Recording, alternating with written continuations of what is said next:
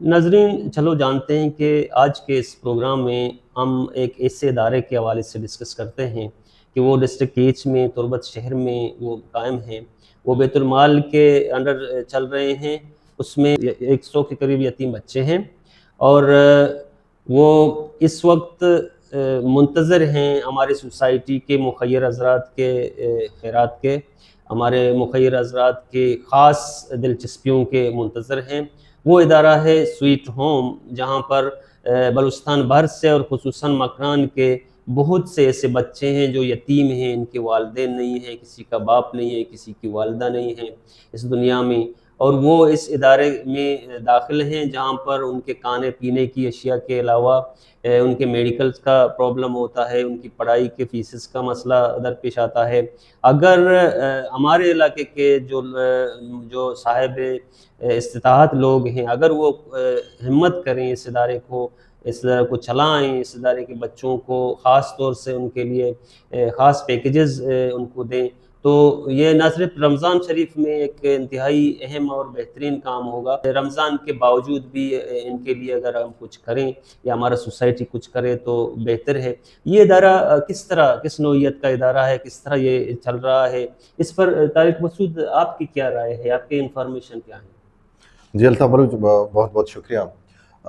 Sweet home के बारे में जैसे आपने तफसील बता दी कि स्वीट होम हकीकत में एक इदारा है। मैं भी इसके बारे में ज़्यादा अवेयर नहीं था, तो एक दो दफ़ा मेरी मतलब वहाँ पर आमद हुई, उनके साथ मुलाकात हुई, तब मुझे पता चला कि ये स्वीट होम हकीकत में यहाँ पर वो बच्चे जिनके सर पर बाप का साया नहीं है, मतलब वो बाप से महरूम है, यानी कि उनके बाप या तो फौत हो चुके हैं या किसी वजह से वो यतीम कहलाते हैं। तो सरकार ने ये ज़िम्मेदारी ली है कि ऐसे बच्चों की पढ़ाई, ऐसे बच्चों की जो रिहाइश वगैरह, और ये बच्चे एक जगह पर, उनकी जो हॉस्टल है वो स्वीट होम के नाम से तुर्बत में कायम है, मौजूद है। इसके बारे में बाज़ लोगों को ख़बर तक नहीं है कि यहाँ पर ऐसा कोई इदारा भी है, ऐसे कोई हॉस्टल भी है कि यहाँ पर 100 के करीब बच्चे हैं जो सरकारी खर्चे पर वहाँ पर तालीम हासिल कर रहे हैं। तो बाज़ लोग कहते हैं कि भाई सरकार जब पढ़ा रही है, सरकार जब रिहाइश दे रही है, या सरकार जब 3 टाइम का खाना दे रही है, तो इन बच्चों को और क्या चाहिए।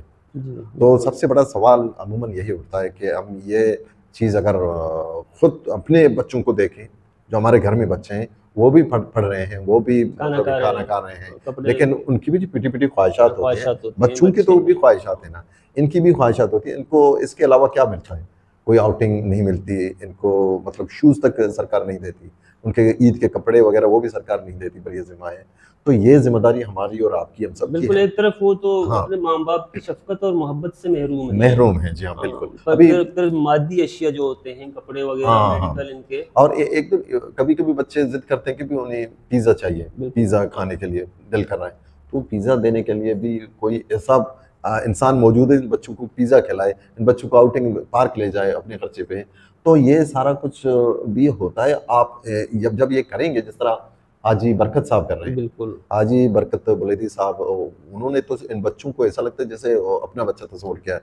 तो इन बच्चों के लिए जो करते हैं, वो जो हम देखते हैं, तो वो तो खुदा अल्लाह की रज़ा की खातिर करते हैं, लेकिन वो जो कर रहे हैं वो काबिल सिताइश है सच में। वो उनके जो फार्म हाउस है वहाँ पर हम गए थे, तो वहाँ बच्चों को देखा, एंटरटेन कर रहे थे हाँ ना, बच्चे। एंटरटेन है, और एंटरटेनमेंट के अलावा वहाँ पर बच्चों के जो एंटरटेनमेंट के जो असबाब हैं वो भी उन्होंने रख दिए वहाँ पर। मतलब अपने जो बच्चों के लिए भी कोई ऐसा नहीं करता, लेकिन वो कर रहे हैं। वो बोलता है कि इन बच्चे बिन बाप के बच्चे। जिस तरह तारिक आपने कहा कि अगर कोई लोग ये सवाल उठाते हैं कि भाई उनको सरकार पैसा दे रहा है, उनको सरकार पढ़ा रहा है, हॉस्टल में उनका स्टे है वगैरह वगैरह, देखिए वैसे होना तो ये चाहिए था कि ऐसे लोगों का, ऐसे बच्चों का कोई शिकायत ना होता। लेकिन गुज़िश्ता रोज़ हमने आपने सब ने देखा कि हमारे वज़ीर आला साहब ने एक बाकायदा एक ज़कात का महकमा ही बंद कर दिया। क्यों?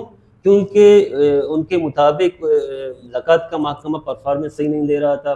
वो रियल लोगों तक पैसे नहीं पहुंचा रहा था। उनके अपने अखराजात जो मतलब अपने अखराजात दूसरे अखराजात से ज़्यादा था वो अमले का।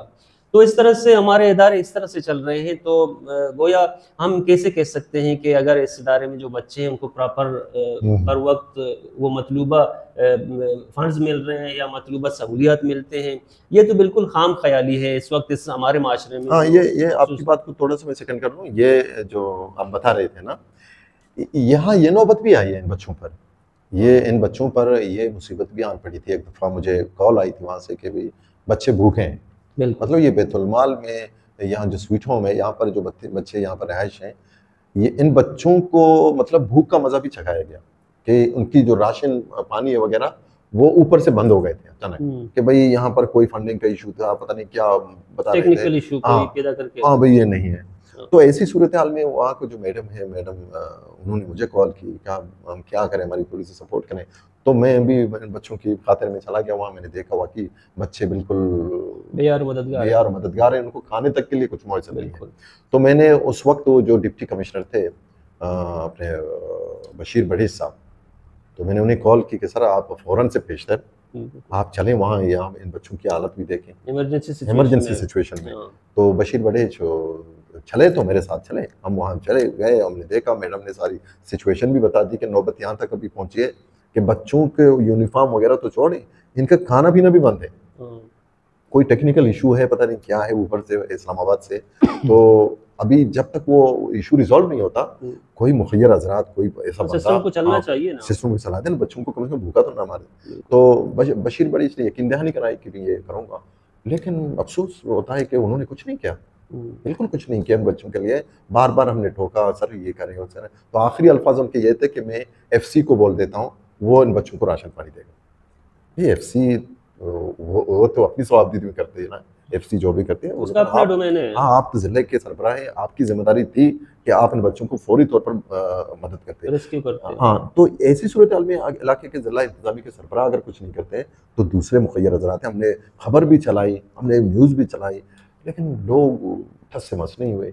मतलब ऐसी सूरत हाल में इन बच्चों पर यह नौबत भी आई है। लेकिन अभी मैडम बता रही है कि अच्छा फीडबैक है, लोगों की अच्छी मतलब मदद आ रही है। जब हमने इधर पिकनिक पर जो खबर चलाई थी, तो इस पर फीडबैक सभी आने शुरू हो गए। वो बता रहे हैं कि लोग मतलब कभी इफ्तारी के लिए सामान लाते हैं, कोई मतलब बच्चों को दे रहे हैं। एक अहम बात ये है कि असल वजूहात कुछ और भी हो सकते हैं कि पब्लिक की फीडबैक नहीं गई थी पहले।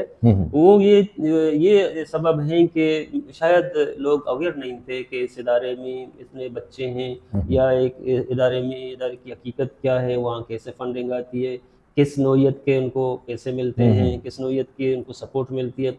अभी जब हमने रिपोर्ट कर दी तो लोग आने लगे, लोगों ने सपोर्ट कर दी। तो मतलब ये है कि अभी तो ये डिजर्व करते हैं, अभी सोसाइटी की बहुत बड़ी जिम्मेदारी है कि वो इन बच्चों को देखभाल के लिए, इन बच्चों को पालने के लिए, ताकि ऐसा हो कि ये बच्चे मायूस ना हो, ये बच्चे गलत हाथों में ना जाएं, ये सोसाइटी में गलत इस्तेमाल ना हो, ये गलत राहों पे ना भटकें, ये जराइम की तरफ ना जाएं, ये मायूस होकर सुसाइड ना करें। इसलिए इनके लिए सोसाइटी को सोचना होगा, सोसाइटी के अवाम को। हाँ, ये इसमें अगर हम कहें कि हम सरकार को इस अहम इक़दाम पर, अगर हम सरकार की इस काविश को, इस इक़दाम को ना सराहें भी हम ज़्यादती करते हैं। सरकार तो मतलब अपनी तरह से ऐसी सूरत हाल में जितना कर रही है वो बहुत बड़ी बात है। कैसे बच्चों को एडॉप्ट करना है, ऐसे बच्चों को 3 टाइम का खाना देना, ऐसे बच्चों का स्कूल फ्री खर्चा, मतलब OPF जैसे स्कूल में पढ़ते हैं। OPF तो एक ऐसा स्कूल है जहाँ जो मतलब जो मिडिल क्लास के लोग हैं वो बड़ी मुश्किल से अपने बच्चों को पढ़ा सकते हैं, तो ये बच्चे वहीं पढ़ते हैं सरकार के खर्चे पर।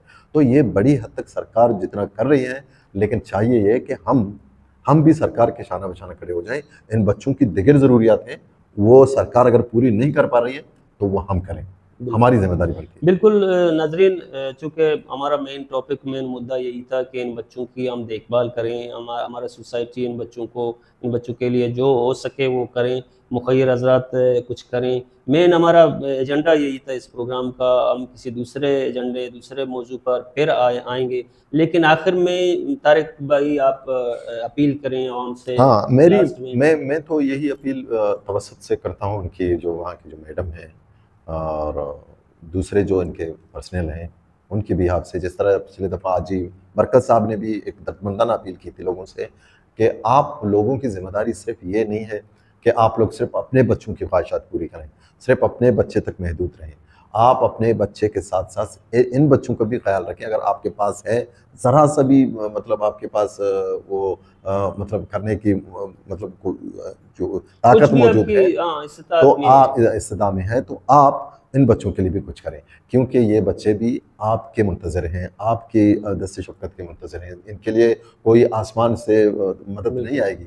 इनके लिए ज़रूरत आपकी है, आप इनकी ज़रूरत बनें, आप इनकी ज़रूरतों को पूरी करें। ये नहीं है कि आप 100 बच्चों के लिए खाने का इंतज़ाम करें, नहीं, ये भी नहीं कहा किसी जो ने। हो सकेगा आप जो करें। हो सकेगा, हाँ, आप अगर 15,000 रुपए का 10,000 5,000 रुपए की आपके पास गुंजाइश है, वो 5,000 रुपए जाकर वहाँ मैडम के हवाले कर दें। वही 5,000 रुपए भी मैडम किसी न किसी तरीके से यूटिलाइज़ करेंगे उन बच्चों का। तो जी। ये बड़ा अच्छा इक़दाम होगा, इससे ज़हनी सुकून मिलेगा। सच मानिए, आप जो भी करेंगे, जो भी किसी बच्चे को खुश करेंगे, किसी गरीब को खुश करेंगे, ये खुशी घूम फिर कर फिर आप ही के पास आएगी। बिल्कुल। इन्हीं अल्फ़ाज़ के जी, साथ ही हम इजाज़त चाहते बिल्कुल। हैं। बिल्कुल, हम अगले मौजू तक हम आपसे इजाज़त चाहते हैं। अल्लाह हाफ़िज़। अल्लाह हाफ़िज़।